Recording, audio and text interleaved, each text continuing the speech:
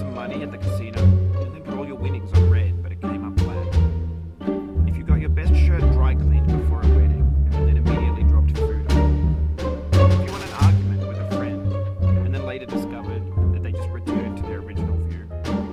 Starting over is harder than starting up. If you're not ready for that, like if you've already had a bad day, then what you're about to go through might be too much. Feel free to go away and come back. I'll be here. Alright, thanks for coming with me on this trip. I'll understand if you have to take a break at any point. Just find a safe place to stop and quit the game. Don't worry, I'll save your progress always, even your mistakes. This game is a homage to a free game that came out in 2002 titled Sexy Hiking. The author of that game was Jazzuo, a mysterious Czech designer who was known at the time as the father of B games. And B games are rough assemblages of found objects. Designers slap them together very quickly, and they're often too rough and unfriendly to gain much of a following. They're built more for the joy of building them than as polished products.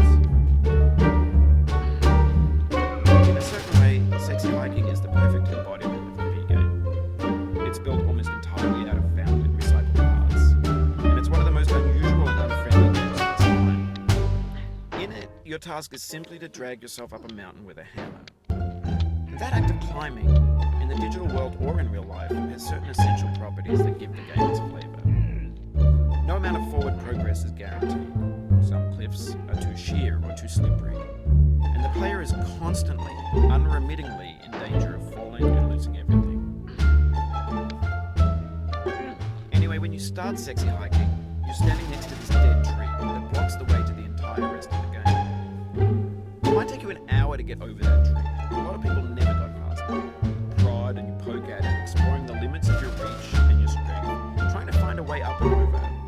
And there's a sense of truth in that lack of confidence. Most obstacles in video game worlds are fake. You can be completely confident in your ability to get through them once you have the correct method or the correct equipment just by spending enough time. In that sense, every pixelated obstacle in Sexy Hiking is real. The obstacles in Sexy Hiking are ideal, and that makes the game uniquely frustrating. But I'm not sure Jazzuo intended to make a frustrating game. The frustration is just essential to the act of climbing, and it's authentic to the process of building a game about climbing. A funny thing happened to me as I was building this mountain. I'd have an idea for a new obstacle, and I'd build it, test it, and it would usually turn out to be unreasonably hard. But I couldn't bring myself to make it easier. It already felt like my inability to get past the new obstacle was my fault as a player rather than as a builder. Imaginary mountains build themselves from our efforts to climb them, and it's our repeated attempts to reach the summit that turns those mountains into something real. When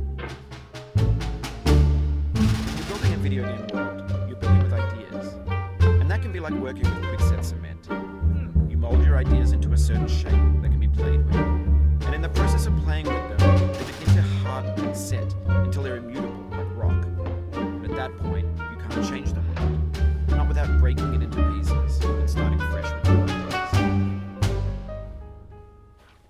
For years now, people have been predicting that games would soon be made out of prefabricated objects, bought in a store and assembled into a world. For the most part, that hasn't happened, because the objects in the stores are trash.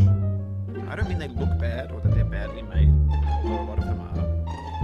I mean they're trash in the way that food becomes trash as soon as you put it in the sink. Things are made to be consumed and used in a certain context, and once the moment is gone, they transform into garbage. In the context of technology, those moments pass by in seconds. 15 minutes later. Screen Shia LaBeouf banned snuff scenes on LiveLeak. Facebook's got lifelike bots with unbranded adverts and candid shots of Kanye and Taylor Swift mashups, car crash epic fail gifs, Russian dashcam vids, discussions of McRibs, discarded, forgotten, unrecycled, muddled, rotten, untitled. Everything's fresh for about 6 seconds, until some newer thing beckons, and we hit refresh. And there's years of persevering, disappearing into the pile, out of style, out of sight. In this context, it's tempting to make friendly content that's gentle, lets you churn through it, but not add it. Why make something demanding if it just gets piled up in the landfill, filed in with the land there? When games were new, they wanted a lot from you. Daunting you, taunting you, resetting and delaying you. Players played stoically. Now everyone's turned off by that. They want to burn through it quickly. A quick fix for the fickle. Some tricks for the clicks of the feckless. But that's not you. You're an acrobat. You could swallow a baseball bat. Now I know, most likely you're watching this on YouTube or Twitch, while some dude with 10 million views does it for you. Like a baby bird being fed chewed up food. That's culture too.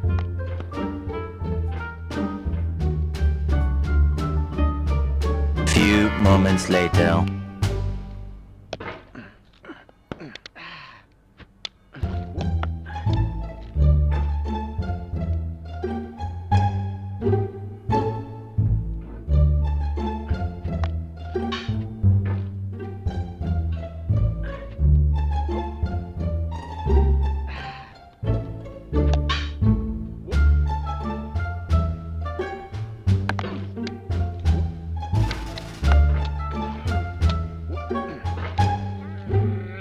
Oh, you just lost a lot of...